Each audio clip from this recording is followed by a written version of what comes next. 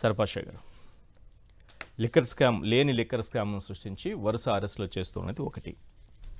ఈ పరిణామ క్రమం అంతా గమనిస్తే ఈనాడు దినపత్రికలో ఈరోజు వచ్చినది 2-3 రోజుల తర్వాత, వారం తర్వాత ఒక రిమాండ్ రిపోర్ట్గా తయారవుతుంది. ఒక క్యారెక్టర్ని అరెస్ట్ చేస్తారు, రిమాండ్ రిపోర్ట్లో అవే విషయాలు ఉంటాయి. ఇప్పుడు సరే, ఒకటి మద్యం సీసాలో వైకాపా మాఫియా, ఎంపీ అవినాష్ రెడ్డి ఆయన తండ్రి పాత్రధారులే. డిస్టిలరీ ప్రతినిధులను తుపాకీతో బెదిరించిన భాస్కర్ రెడ్డి సన్నిహితుడు హనుమంత్ రెడ్డి. ఏం రామోజీరావుకి ఇన్నేళ్ల తర్వాత గుర్తుకొచ్చిందంట ఈ విషయం ఆత్మగారికి. అది అప్పుడు తెలియదంట, ఆయనకి నెట్వర్క్ లేక తెలియదు, ఆయన జర్నలిస్ట్ కాదు కాబట్టి తెలియదేమో మరి.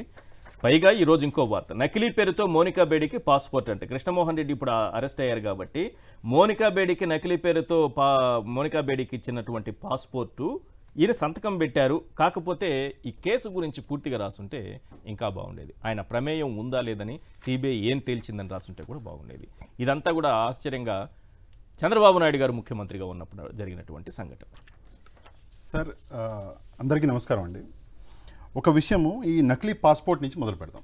అంతకంటే ముందు ప్రజాస్వామ్యంలో పత్రికల విలువ మనం అర్థం చేసుకోవాలి. పత్రికలు అంటే మీడియా అన్నది ప్రజాస్వామ్యంలో ఒక ఇంపార్టెంట్ పిల్లర్ లాంటిది. కానీ కొద్ది రోజులు కాదు, కొన్ని సంవత్సరాల నుంచి కూడా ఈ ఈనాడు న్యూస్ పేపర్ని నేను ఫాలో అవుతున్నాను. ఈనాడు ఒకటి కాదండి, ఈనాడుతో పాటు ఆంధ్రజ్యోతి కూడా మనం తీసుకోవాలి. పచ్చ మీడియా అని ముద్దుగా పిలుచుకుంటారు. వీళ్ళ రాతలు రోజు రోజుకి దిగజారుతున్నటువంటి పద్ధతి చూస్తుంటే, అంటే ప్రజాస్వామ్యాన్ని ఏ లెవెల్కి తీసుకెళ్ళాలి అని చెప్పేసి వీళ్ళ ఉద్దేశం అన్నది ఒకసారి అర్థం కావట్లేదు. ఏ లెవెల్కి తీసుకెళ్తున్నారు అంటే, రోజు ఏదో ఒక చెత్తరాత రాయడము, అసలు సంబంధమే లేదు. అంటే సిబిఐ అన్నది డిక్లేర్ చేసింది ఈ పాస్పోర్ట్ గురించి, ఆల్రెడీ సిబిఐ అన్నది అక్కడ క్లారిటీ ఉంది. అయినా కూడా తనకి ఎంత అవసరమో వార్తని అంతే రాసి మిగతా వార్తని చంపేసి ఒక ప్రయత్నం అనేది చేస్తున్నాడు. అంటే ఒక వ్యక్తి తన జీవితం మొత్తం ఒక గవర్నమెంట్ సర్వెంట్గా నిజాయితీ. రామోజీరావు లేకపోయినా, ఆయన చనిపోయినా ఈ అసత్యాలు చనిపోవట్లేదు ఎందుకు? అదే సార్ నేను చెప్తున్నాను. వీళ్ళు దిగజారుడు రామోజీరావు గారు ఉన్నప్పుడు దిగజారుడు పత్రికా విలువలు చూసినాం. ఇప్పుడు ఇంకా దారుణంగా దిగజారుతుంది. ఇప్పుడైతే అసలు లిమిట్ లేదు. ఇందాక మీరు చెప్పినటువంటి ఫస్ట్ న్యూస్కి వద్దాం. మోనికా బేడికి ఏంటి పాస్పోర్ట్ అని చెప్పేసి చెప్పారు. దీనికి చంద్రబాబు నాయుడు గారి పేరు అన్నది ఇక్కడ రావాలి. ఎందుకంటే అప్పుడు 2021 ఏప్రిల్ 9వ తారీఖు పాస్పోర్ట్ ఇష్యూ అయింది. ఎక్కడి నుంచి? కర్నూలు నుంచి. అప్పుడు ముఖ్యమంత్రి చంద్రబాబు నాయుడు గారు 2001. అయితే చంద్రబాబు నాయుడు గారు ఇండియాలో ఇన్ని స్టేట్స్ ఉండగా, ఎవరు అంటే ఈమె మోనికా బేడి ఎవరి girlfriend? Abu Salem girlfriend. Abu Salem ఎవడు? ఒక అండర్ వరల్డ్ డాను. వాడికి ముంబై పేలుళ్ళకి సంబంధం ఉంది ఆల్రెడీ, ఆ విషయం మనందరికి తెలుసు. వాడు అందులో అది చేసిన వాళ్ళలో వాడు కూడా ఉన్నాడు. అట్లాంటి ఒక మోనికా బేడి ఆంధ్రప్రదేశ్ని ఎంచుకొని ఆంధ్రప్రదేశ్ నుంచి పాస్పోర్ట్ నేను తీసుకోగలను అని చెప్పేసి నమ్మకంగా ఆమె పాస్పోర్ట్ వచ్చి తీసుకున్నది అంటే చంద్రబాబు నాయుడు గారి పేరు అని చెప్పేసి ఎందుకు అని చెప్పేసి ఇక్కడ రాయలేదు. మీరు ఇన్ని రాష్ట్రాలు ఉండగా ఇక్కడ ఎందుకు తీసుకున్నారు పాస్పోర్ట్? అది ఇక్కడ రాయాలి కదా. రెండో విషయము, పాస్పోర్ట్ అది జనరల్గా మీరు పాస్పోర్ట్ తీసుకోవాలంటే ఎస్పీ వచ్చి చెక్ చేస్తాడా? ముఖ్యమంత్రి వచ్చి చెక్ చేస్తాడా? తహసీల్దార్ వచ్చి చెక్ చేస్తాడా? ఎవరు? ఒక అధికారి ఉంటాడు. అప్పుడు ఉన్నటువంటి అధికారి ఆర్ఐ. ఆ అధికారి ఎవరు? మొహమ్మద్ యూనుస్ అనే ఒక అధికారి కర్నూలులో అప్పుడు ఆ అధికారి సర్టిఫై చేసిండు, ఈమె అక్కడే ఉంటది అని చెప్పేసి ధృవీకరించండు. ధృవీకరణ పత్రం అనేది ఇచ్చిండు. ధృవీకరణ పత్రం ఇవ్వడం వల్ల ఈమెకి పాస్పోర్ట్ అనేది దక్కింది. తప్పు చేసింది ఎవరు? ఆ మొహమ్మద్ యూనుస్ అని చెప్పేసి ఒక ఆర్ఐ చెప్పు చేశాడు. ప్రభుత్వ ఉద్యోగి అయినటువంటి మొహమ్మద్ యూనుస్ని తహసీల్దార్ ఎందుకు నమ్మడు సార్? ఎందుకు ఎస్పీ నమ్మడు సార్? ఎందుకు మా ముఖ్యమంత్రి నమ్మడు సార్?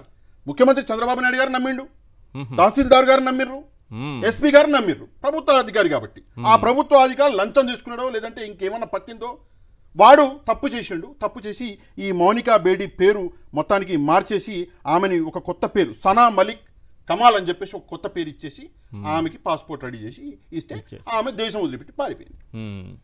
దీనికి ఇన్ని రాష్ట్రాలు ఉండగా ఏపీని ఎందుకు ఎంచుకునింది ఆమె? అదే చెప్తున్నాను కదా. మరి ఏపీలో తహసీల్దార్ గారు వీక్ చెప్పేసి ఎంచుకుందా? ఎస్పీ గారు వీకనా లేదా ముఖ్యమంత్రి వీకనా? చెప్పండి, ఎవరు వీకని ఏపీని ఎంచుకున్నది? చంద్రబాబు నాయుడు గారు ముఖ్యమంత్రి. అవును, మరి సమాధానం చంద్రబాబు నాయుడు గారు చెప్పాలి. మరి రామోజీరావు గారు ఇప్పుడు రాసింది చంద్రబాబు నాయుడు గారి మీద రాసినట్టు తీసుకోవాలా? కరెక్ట్గా అదే అనిపిస్తున్నది. అండ్ ఇందులో వీళ్ళు రాసింది కూడా హాఫ్ ఫుల్గా రాయాలి. అంటే దీని మీద సిబిఐ ఎంక్వైరీ చేసి వీళ్ళ తప్పేం లేదు, వీళ్ళని మోసం చేశారు అని చెప్పి అక్కడ సిబిఐ చెప్పింది. చెప్పినటువంటి ఒక పాత విషయాన్ని ఎవడో ఒకటి తలకు మాసిన వాడికి అసలు ఏం తెలిసి ఉండదు, వాడు తీసుకొచ్చి చెప్తే కళ్ళు మూసుకుని ఆ ఏసీ అనడము, వీళ్ళు మంచిగా ప్రింట్ చేసి ఇట్లా రాసి ప్రింట్ చేయడం. ఎక్కడండి పత్రికా విలువలు? ఇంకా ఏ లెవెల్కి పత్రికల్ని తీసుకెళ్తారండి? పత్రికల్ని ప్రజలు ఈరోజు చదవాలంటే నిజంగా నా నమ్మకం ఉందా? ఈరోజు నమ్మకం లేదు.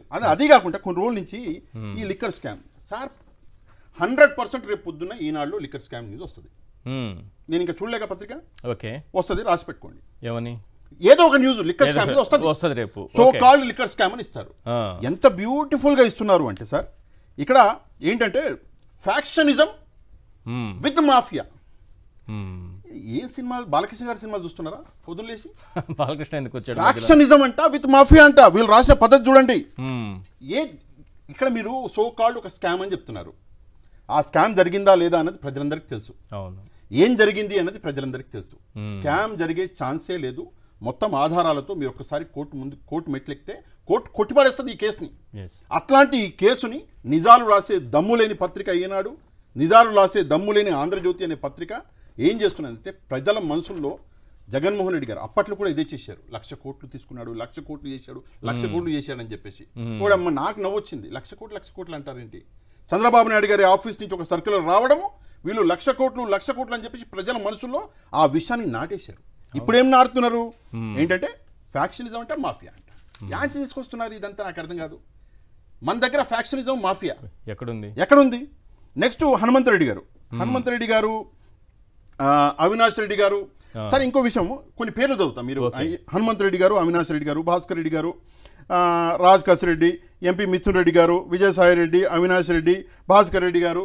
ఇంకెవరైనా ఉన్నారా మన వైసీపీలో? ఇంకో 10 పేర్లు ఇవ్వండి సార్, రాసుకుంటారు.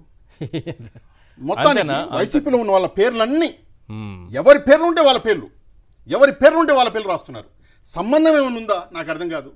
సరే మీకు ఒక సింపుల్ విషయం, మన తెలుగు రాష్ట్రాల్లో మనం తెలుగు మాట్లాడే ప్రజలు విలువలు ఉన్నటువంటి రిలేషన్స్కి విలువిస్తాం సార్. మీరు తప్పు చేస్తున్నారు అనుకుందాం, ఫర్ ఎగ్జాంపుల్ అనుకుందాం, మీ తండ్రి గారికి చెప్పి చేస్తారా? మీ తండ్రి గారితో పక్కన కూర్చొని నాన్న తప్పు చేద్దామని చెప్పి ఏంటని నాకు అర్థం కాదు. తండ్రి కొడుకులని పేర్లు చెడగొడదామని చెప్పేసి ఈరోజు అవినాష్ రెడ్డి గారు, భాస్కర్ రెడ్డి గారు ఎక్కడ ఏమొస్తుంది?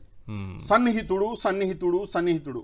ఇక సాన్నిహిత్యాల గురించి మేము మాట్లాడితే చంద్రబాబు నాయుడు గారు తలదించుకోవాల్సి వస్తుంది.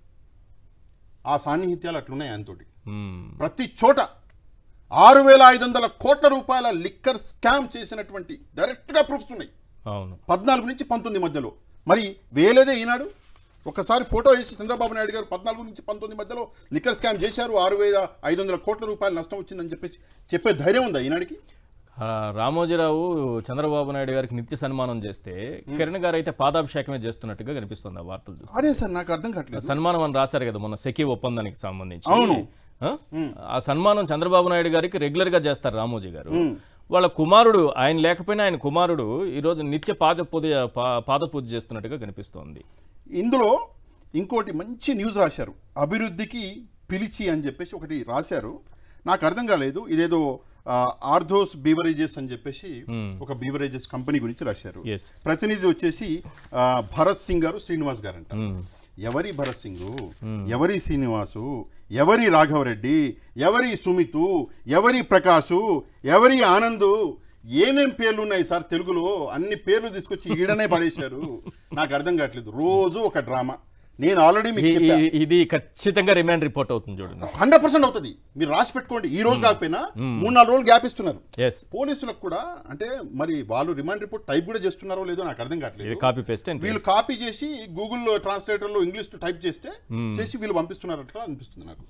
ఎంత ఘోరమైన పరిస్థితులు అంటే ఏది ఎవరికి తోస్తే అది రాస్తున్నారు, ఏది ఎంత తోస్తే అంత రాస్తున్నారు. ఈ పత్రికా విలువల్ని ఇట్నే కంటిన్యూ చేస్తే ఒక రోజు ఇదే పత్రికని ప్రజలు మొహం మీద పడేస్తారు ఈనాడు వాళ్ళకి. ఇది నీ విలువ అని చెప్పేసి రోజు రోజుకి విలువని దిగజారుస్తున్నారు. అది కాకుండా ఎవరి మీద పడితే వాళ్ళ మీద ఎంతంటే అంత. సార్ ఈరోజు మనకి పారిశ్రామికవేత్తలు మొన్న నేను చెప్పిన రావడానికి రాష్ట్రానికి భయపడుతున్నారు. కారణం ఏంటి? ఎందుకు మాకు ఈ పాలిటిక్స్ అని చెప్పేసి. అట్లాంటి పరిస్థితులు వేరే రాష్ట్రాల్లో ఉన్నాయా? ఎందుకని చెప్పేసి జిందాల్ గారు మహారాష్ట్రకి వెళ్ళారు, 3 లక్షల కోట్లు అక్కడ పెడుతున్నాడు. మన స్టేట్లో కదా పెట్టవలసింది. జగన్మోహన్ రెడ్డి గారి అధికారంలోకి మళ్ళీ వచ్చుంటే ఈ పాటికి 3 లక్షల కోట్ల రూపాయల పెట్టుబడులు ఇక్కడ పెట్టేవాళ్ళు కదా. మరి స్టేట్ దాటి మహారాష్ట్రకి వెళ్ళవలసిన పరిస్థితులు ఎందుకు వచ్చినాయి అంటే మీ రాజకీయాలు చేయండి, మంచి రాజకీయాలు చేయండి. ఏ పత్రికా విలువల్ని కాపాడుకుంటూ పత్రికల్లో న్యూస్లు రాయండి. అవన్నీ మర్చిపోయి టార్గెట్ జగన్. వీళ్ళకు ఉన్నది ఒకటే. ఫ్రంట్ పేజ్ ఎప్పుడన్నా చదవండి సార్, ఈనాడు, ఆంధ్రజ్యోతి, అందులో టార్గెట్ జగన్ అనేది ఫస్ట్ కాన్సెప్ట్ ఉంటుంది. పత్రికలు నడుపుతున్నదే జగన్ టార్గెట్ కోసం. అదే విద్య అందట్లేదు, ఇస్తామన్న హామీలు ఇవ్వట్లేదు. ఈ రోజు తల్లులు, ఈ రోజు మహిళలు బయటికి వచ్చి ధర్నా చేశారు. నిన్న మాకు ఇస్తామన్న హామీలు మీరు ఇవ్వలేదు అని చెప్పేసి ఆంధ్రప్రదేశ్ లో మహిళలు బయటకు వచ్చి ధర్నా చేస్తే రాసే దమ్ము సత్తా లేదు మీకు. కానీ target Jaganmohan Reddy, target YCP ఏం చేస్తున్నారో అర్థం కాదు. ఎవడన్నా బయటకు వచ్చి ఎవరన్నా నాయకులు, వైసీపీ నాయకులు మాట్లాడితే వాళ్ళని టార్గెట్ చేసుడు, ఎవడో ఒక పనికి మానవుని పట్టుకున్నాడు, వాడు పోయి కేసులు పెట్టుడు, మళ్ళీ 24 గంటలు తిరగకుండానే హైదరాబాద్ లో, ఆంధ్రప్రదేశ్ లో కాదు, హైదరాబాద్ లో ఉన్నా కూడా ఉన్న వ్యక్తి చడ్డీ వేసుకుని ఉన్నాడా, లుంగి కట్టుకుని ఉన్నాడా చూస్తలేరు, ఫస్ట్ వచ్చి ఎత్తుకపోతారు. ఏం చేస్తారు ఈ రాజకీయాలు? ఇంకెంత దూరం తీసుకెళ్తారు? ఎక్కడో ఉన్నటువంటి ఒక మాఫియా డాన్కి ఒక గవర్నమెంట్ అధికారి తన జీవితం మొత్తం ప్రభుత్వం కోసం, ప్రజల కోసం పనిచేసినటువంటి ఒక అధికారి రిటైర్ అయితే మనందరము దండేస్తాం. దండేసి సార్ థ్యాంక్ యూ సార్, మీరు నిజాయితీగా పనిచేసారు అంటాము. ఇదా చేసుడు. ఒక డాన్ తోటి మీరు తీసుకెళ్లి ఒక అండర్ వరల్డ్ డాను, ఒక టెర్రరిస్ట్ గర్ల్ ఫ్రెండ్ సంబంధాన్ని మీరు అంటగడితే సిబిఐ రిపోర్ట్ ఆల్రెడీ ఉన్నా సరే ఎథిక్స్ పాటించకుండా ఇంత నీచానికి దిగుతారు మీరు.